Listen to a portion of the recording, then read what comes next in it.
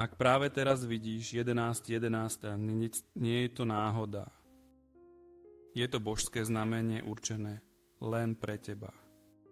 Vesmír ti kladie zázrak priamo pred oči a jediné, čo musíš urobiť, je otvoriť svoje srdce a prijať ho. Toto je tvoja čarovná skrinka.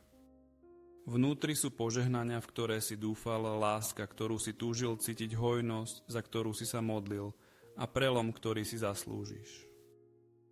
Keď hodiny ukazujú 11.11, je to spôsob, akým ti vesmír hovorí, čas nadišiel, tvoje túžby sa zosúľaďujú, tvoje priania sú vypočuté. Bol si trpezlivý, udržal si vieru, keď veci pôsobili neisto a teraz sa energia mení v tvoj prospech. Toto je tvoje znamenie, aby si sa pripravil, pretože zázrak, o ktorý si žiadal, sa čoskoro rozvinie rýchlejšie, než si kedy dokázal predstaviť. Som otvorený zázrakom, som pripravený prijať svoje požehnania. Všetko, čo potrebujem, je už na ceste.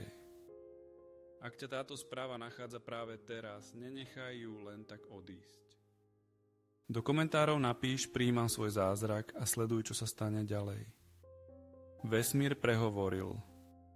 Tvoja chvíľa nastala.